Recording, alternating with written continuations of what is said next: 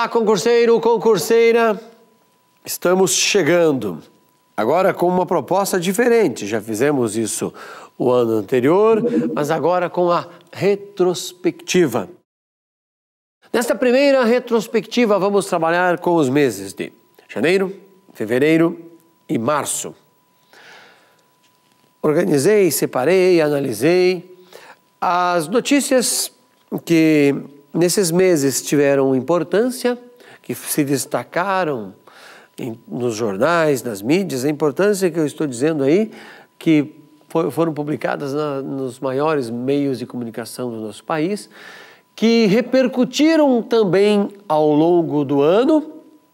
Esse foi outro critério que usei para fazer tal separação, e com isso a gente imagina, a gente deduz, a gente pensa que a banca ou as bancas por todo o país podem se inspirar nessas notícias para que elas possam ser cobradas no seu concurso. Claro que não é possível fazer aqui uma análise profunda, como a gente faz numa prova atualidade semanal, né? Não tem jeito, porque nós estamos trabalhando com meses, aí semanas, no mesmo período com o qual a gente trabalha apenas um tema. Isso é com o objetivo de recordar, de chamar a sua atenção. Você vai ver que eu vou abrir algumas páginas na internet falando sobre o assunto, que você vai poder também fazer o mesmo e abrir com mais tempo para desenvolver a sua leitura, já que você está estudando aí, quer entrar nesse concurso que você sonha há tanto tempo, e uma das alternativas é estudar, aumentar a sua leitura. Veja comigo, a primeira que eu separei lá no mês de janeiro, me acompanhe. Olha só. Parece que é banal isso, né? Eu, quando eu tinha lido isso lá em janeiro, não dei muita importância. Adeus a um gigante dos games, PlayStation 2. Console será aposentado pela Sony com uma década de vida, 150 milhões de unidades vendidas. Inovou a área de jogos e deixou títulos inesquecíveis. Tudo bem, essa é uma questão cultural que pode ser usada em temas de informática e também na atualidade. É o fim de uma era. É o fim de uma era. Depois de 12 anos, imagine, uma geração inteira cresceu com isso. A Sony, sem contar os marmanjos como eu, né? A Sony confirmou que não fabricará mais o PlayStation 2. Tudo bem, essa matéria se desenrolou, né? É o console que transformou a empresa japonesa em um concorrente de peso da Nintendo, mais importante marca do mercado de games de todo o mundo. Por hora, a fabricação será interrompida. E a gente sabe que na sequência depois vem para o nosso país, mas agora no final do ano, consoles chegando a R$4.000. O que você tem que ver com isso? O que você tem que relacionar com isso? Além das questões culturais, que uma geração cresceu vendo isso, mudando o modo de vida, mudando parâmetros, ou até a organização familiar, né? Como que a família se organiza em casa com esse console. A análise dos tributos, que tornou esse produto em nosso país caríssimo.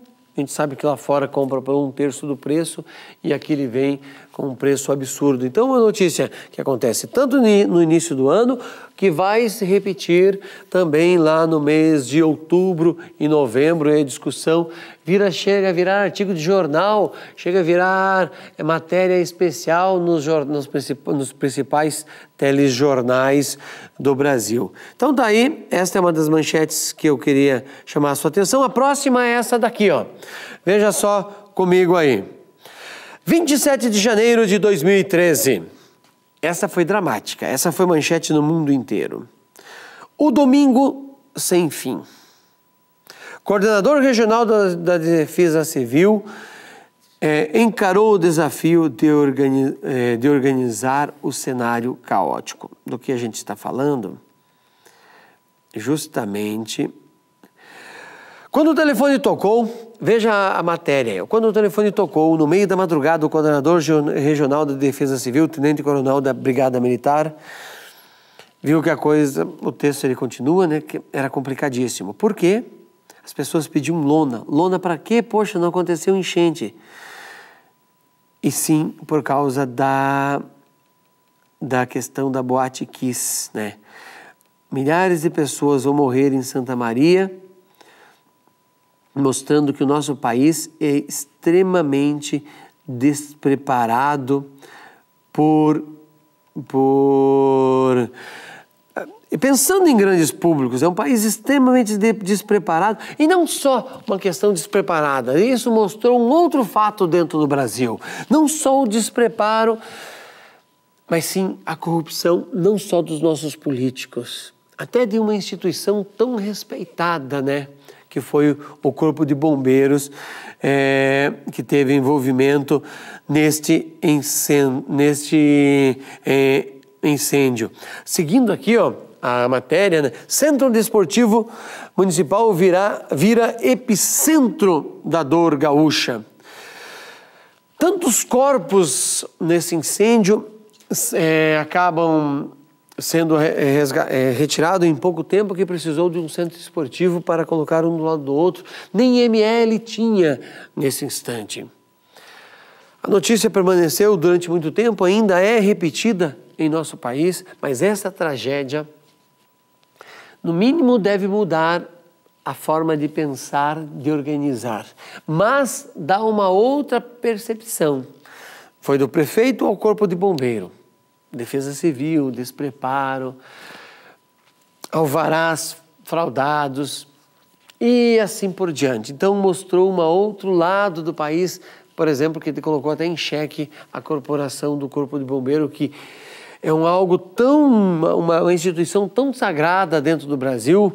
Uma das coisas que quando você pergunta para uma criança o que você vai ser, que profissão você vai seguir quando for adulto? Quero ser astronauta, quero ser bombeiro. Está entre as primeiras que ele lembra e acabou colocando em xeque tudo isso. Próxima matéria, agora um orgulho para o Brasil. Veja só. Equipe de Nicoleles cria sexto sentido em ratos. Aliás, o mundo já deve a Nicoleles o Prêmio Nobel da Medicina já há algum tempo. Por meio de implantes no cérebro, animais passaram a ser capazes de sentir a luz infravermelha, habilidade inédita em mamíferos. Este professor, este gênio aqui da neurologia, né, o neurocientista brasileiro Miguel Nicoleles, as possibilidades abertas pelo experimento de enormes no limite de percepção. Olha essa manchete aqui, ó, de fevereiro, espetacular, uma coisa muito boa. Ele se repetiu depois, ele fez novos experimentos na sequência. Pela primeira vez na história, um mamífero ganhou o sexto sentido artificial. A pesquisa segue mostrando que no Brasil tem gente capaz, que nós podemos melhorar o país por inteiro. E ela se repetiu em revista Nature, por exemplo, ela se repetiu. E outras instituições no mundo publicaram esses dados como uma grande façanha desse neurocientista. No futuro, as pessoas vão experimentar sensação para as quais não nasceram, equipadas para perceber. E o texto segue. Então, isso aqui não só na área de informática, na área de medicina e também como atualidades. Lembre-se do Nicoleles, é uma pessoa que nós devemos lembrar como um brasileiro que tem mostrado que o Brasil tem jeito. Nossa próxima matéria, me acompanha aí, ó. Renova.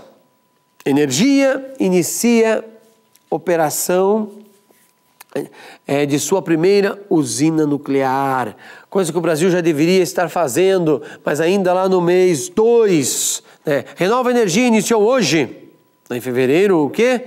Justamente a operação de sua primeira usina solar no modelo, ok? No modelo que é adotado nesse instante, lembrando um detalhe aqui, antes de eu continuar o texto, esta usina solar da Renova é de extrema importância porque mostra para o Brasil, desperta a curiosidade que nosso país tem sim a capacidade de aproveitar bem essa energia. Lembre-se de um ponto, o país que mais tem território em área tropical e equatorial no mundo é o Brasil. Portanto, o que mais recebe energia e desperdiça esta energia todos os dias de uma maneira inaceitável. Olha só, nossa próxima matéria a ser seguida, Renova Energia inicia a operação de sua primeira usina nuclear. A Renova Energia iniciou hoje a operação de sua primeira energia solar no modelo de geração distribuída com capacidade bastante importante, esse número 26,95 kW-pico, localizada em Goiânia. Lembre-se, concurseiro, concurseira, o Brasil é o país que mais tem território em área equatorial e tropical que pode aproveitar essa energia que é tão desperdiçada em nosso país. Não estou dizendo que ela é a solução, que é a única, mas é um caminho. Essa matéria aqui, o do Renova Energia, pode ser usada facilmente no edital que fale ou de energia ou de questões ambientais. Fique atento, então, a esta informação. Vale a pena, sim, estudá-la. Nossa próxima matéria é esta daqui, que deu muito o que falar. Assustou o mundo naquele instante. Papa Bento XVI vai renunciar ao pontificado. Até aqui tudo era uma incógnita. Lembra que quando surgiu essa notícia, tudo que é tipo de analista comentava sobre esse fato, toda hora tinha um padre, tinha um cardeal em uma emissora de televisão, escrevendo um artigo em jornal, falando sobre a renúncia do Ratzinger, que dia 28 de fevereiro, como diz aqui a matéria, abandonaria o seu posto. Ele fez o anúncio pessoalmente no dia 11 no Vaticano, É impressionante, achei que era piada quando me contaram isso. Pontífice disse que deixa o cargo por não ter mais força de exercê-lo. Esse senhor que não deixou saudades para a Igreja Católica, E a matéria segue como um ponto culminante. Essa matéria aqui, ela foi importante como renúncia. Olha que interessante. Ela foi assim o auge. E todo mundo que falava de atualidades, deu o seu palpite, falou, não, isso aqui pode ir para o Enem, isso aqui pode ir para o concurso, isso aqui pode ir para as provas das universidades. E o que aconteceu? O Papa que virá, que é uma manchete que nós temos lá na frente, se torna tão importante que acabou encobrindo essa renúncia do Ratzinger, que já era insignificante naquele instante, e o atual Papa, com o seu carisma, deixa para trás o nosso antigo Papa Bergoglio. Nossa próxima matéria, me acompanhe lá. Veja só.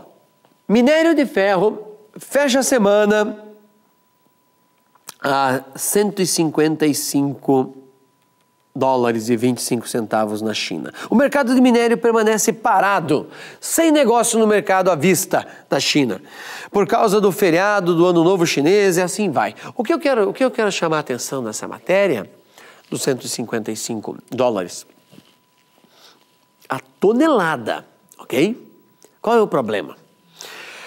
Eu pegaria essa matéria com uma questão econômica, ou mesmo na atualidade, colocaria numa prova, para saber qual a noção de commodities que esse aluno tem. E por meio disso, já que ele entendendo a questão de noção de commodities, já que o minério de ferro é uma commodity, olha o problema de nós exportarmos uma commodity e não fabricarmos dentro do Brasil produtos industrializados. Mandamos a matéria-prima e não transformamos essa matéria-prima em produtos industrializados. Aí olha só, R$155 uma tonelada de ferro, o que acontece aqui? Depois eu compro do chinês um carro por 30 mil, que tem 1 tonelada de ferro. Este é um dos problemas complicadíssimos de você só viver exportando matéria-prima. E agora vem, na sequência, a matéria que eu chamei a atenção anteriormente. Novo Papa é argentino. Na época, piadinhas surgiram, brincamos com isso, mas Deus é brasileiro. Nossa presidente brincou com isso. Jorge Mário Bergoglio, Papa Francisco. E o cara já começa a mudar a história quando ele chega nessa janelinha aqui, acena e faz até uma piadinha que não era comum, né? Para um Papa chegar depois de um conclave e diz o seguinte, ó, irmãos, antes da piadinha, irmãs e irmãos, né, já puxando, né, colocando a mulher em primeiro lugar, boa noite, o caminho da Igreja de Roma é o caminho da fraternidade, do amor, né, e ele segue, aqui daí vem a piadinha, ó, vocês sabem que o dever do conclave é dar um bispo a Roma. E parece que meus irmãos cardeais foram buscar no fim do mundo, fazendo uma alusão, né, à porção da Argentina a qual a gente chama de fim do mundo. Nesse momento, pela primeira vez, olha que eu acompanho conclaves antes da eleição do João Paulo II, aquele Papa que morreu antes do Paulo, alguns dias em que ele foi assassinado, né? Eu lembro desse conclave lá no início dos anos, o melhor finalzinho dos anos 70, e assim foi. Pela primeira vez eu vejo as pessoas rirem por causa de um comentário, de uma piadinha que o Papa faz na abertura da sua primeira aparição como Papa. Não é a piada em si, e sim a postura diante de uma instituição que estava sendo muito criticada. Então, esse é um detalhe que vale ser chamada a atenção, não só como atualidades, mas como um ponto importante para a organização no planeta. A nossa próxima é essa daí, ó. Veja só. Desemprego sobe para 5,6 em fevereiro. Diz IBGE, claro, janeiro, fevereiro, mas já é março, né? Mas eles estão, a notícia vai ser publicada posteriormente. A taxa é mais alta para o mês de fevereiro desde 2003, dando uma mudança, dando um outro caráter econômico para o nosso país. Olha a leitura de um gráfico aí, saiu de 6, caímos para menos de 5, voltamos para 5,6 e assim foi. A taxa de desemprego nas regiões metropolitanas, onde concentra a maior parte da parcela do Brasil, diz o IBGE, ficou em 5,6 em fevereiro, após registrar 5,4 em janeiro, conforme aponta a pesquisa mensal. Importante esse detalhe. Veja, alguns problemas que nós vivemos hoje já tinha começado lá e ele só se confirmou. Não foi algo banal, algo que estava possível de acontecer. Não, ele já tinha dando sinais. Esta outra manchete, eu lembro que eu já trabalhei com ela e parece que eu estou reprisando na retrospectiva e mesmo numa prova atualidades no início do ano. Chuva provoca deslizamento. Não é a chuva que provoca, tá? O jornalista que escreveu isso foi determinista. Lembre-se comigo uma coisa aqui, ó. Não é a chuva que provoca enchente, e sim o comportamento das pessoas, em todos os sentidos, como assim? Seja do governo em não fazer um planejamento decente para evitar cenas como essa que você está vendo aqui, ó, de pessoas sendo retiradas mortas, de acidentes. Não é a forte chuva, é morar em lugar errado, é jogar lixo em lugar errado e é não fazer um projeto para que as pessoas não vivam nesses lugares de risco, ok? Essa é uma notícia que todos os anos se repete, por causa de falta de planejamento. E quando o jornalista escreveu aqui, ó, chuva atinge o estado, provocou os danos, acaba criando na população uma sensação que um ente, todas as aspas do mundo para o que eu vou falar agora, a chuva, a instituição chuva resolveu causar danos. Não é isso. É a falta de planejamento, a falta de consciência, a falta de educação, a falta de ensino sobre a ocupação de terrenos irregulares. Inaceitável essa atitude já no século XXI. Nossa próxima matéria começa aqui e vai, olha só, estou gravando isso no início de novembro, ou melhor, já na segunda quinzena de novembro, dizendo que no dia 22 de novembro completa-se 44 anos da Corte de São José da Costa Rica, mas por causa dos direitos humanos, ok? Os direitos humanos na Câmara dos Deputados vai ter conflitos o ano inteiro, mas começa lá com o pastor da comissão, né, elegendo como o presidente da Comissão dos Direitos Humanos no Brasil, que nunca funcionou direito e com ele piorou, né? Os deputados da CDH, Comissão dos Direitos Humanos, e tem a Comissão Internacional de Direitos Humanos, lá da Corte de São José da Costa Rica, que vai completa 40 anos em 22 de novembro, um pastor extremamente polêmico, homofóbico, preconceituoso, uma pessoa despreparada até para ser pastor, entre aspas, né? Causando danos e conflitos em todo o país e até deixando envergonhada a sua própria instituição, o qual deveria. Ele não é uma pessoa desinstruída, apenas preconceituosa, né? Quando fazemos uma comparação com ele, vemos a reação do Papa aí, o qual, numa entrevista que deu para uma repórter brasileira, no seu retorno a Roma, depois de se fazer presente na Jornada Mundial da Juventude, quando a repórter vem e pergunta para ele sobre os problemas que a igreja tem, ele diz, olha, serão punidos assim, assim, assado, mas temos que aprender a perdoar, mas corrigir os defeitos. Depois ele toma posições bastante abertas em relação ao homossexualismo, dizendo, olha, quem sou eu para julgar? Enquanto o nosso amigo Feliciano, né, a infelicidade do Infeliciano em fazer os comentários que fez e todos os conflitos que gerou dentro do nosso país. Importante tudo isso. E a nossa próxima matéria é a seguinte, acompanhe. ONU critica Brasil por uso excessivo de privação de liberdade.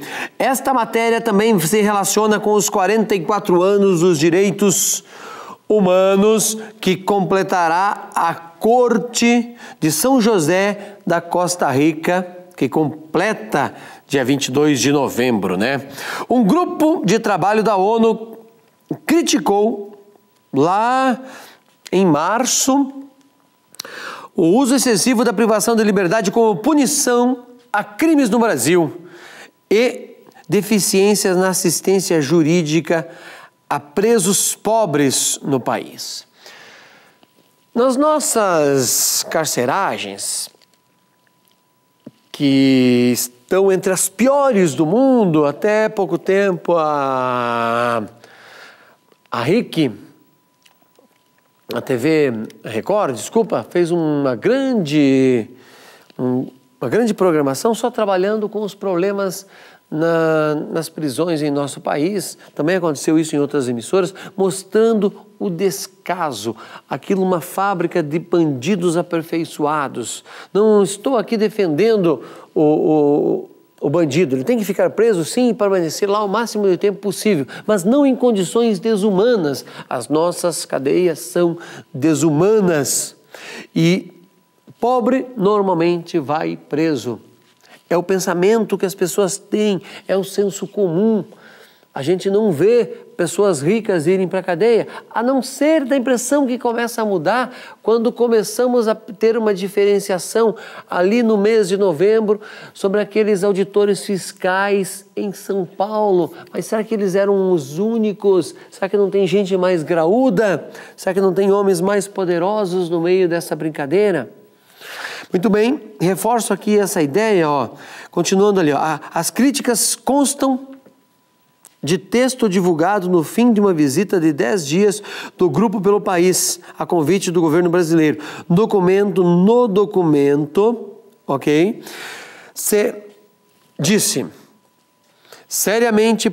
o documento se disse seriamente preocupado com o uso da privação de liberdade. O Brasil tem problema sério com a questão da liberdade. O governo brasileiro não se pronunciou sobre as críticas.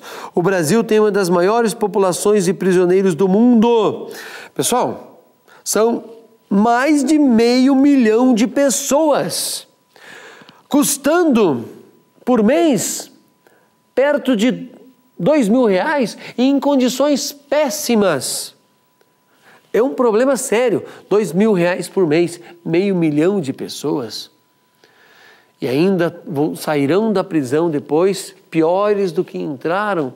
Os casos de recuperação são insignificantes devido aos sérios problemas que existem em nossas prisões. E o seguinte aí, ó, o que é mais preocupante, ó, cerca de praticamente metade, né, 217 mil, ainda aguardam julgamento em prisão preventiva. Qual é a sensação que nos dá? Vamos lá. O senso comum pensa, ó, preso tem que ficar mesmo e eles têm que acabar se ferrando. Esse é o senso comum. Mas o mínimo que se exige de nós, com um pouquinho mais de instrução, é um senso crítico. Assim, se o Estado, que é o que deve fazer a lei funcionar, não o faz, quer dizer que eu posso também ser julgado de maneira errada. Não posso confiar na justiça. Cria na população brasileira, nos mais instruídos, uma sensação de que a justiça não funciona, não tem capacidade, não é capaz. Coloca em xeque a democracia, que nós a temos a muito custo, com muitas mortes, inclusive direitos humanos, sempre questionando também esse desenvolvimento da democracia em nosso país, ok? Então aqui para fechar mais uma parte desse texto que eu considero importantíssimo. Então, segundo os peritos, prender acusados ou condenados por crimes é a punição mais usada no Brasil e não o julgamento, ok? Embora o Brasil seja signatário de acordos internacionais como o São José da Costa Rica, isso não é levado em conta. Precisa ser revisto urgente mesmo. E agora, para fechar esse primeiro trimestre aí, veja essa matéria. Daí, no caso, Papa é argentino, mas Deus é brasileiro, brinca Dilma após o encontro. Não é a brincadeira que me interessa aí, mas é o seguinte, ó.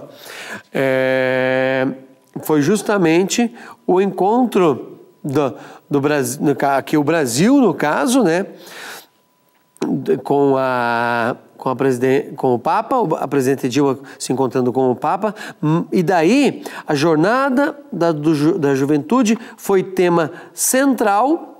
Até então nós não tínhamos noção do que iria acontecer, se ele viria mesmo, mas daí o que aconteceu?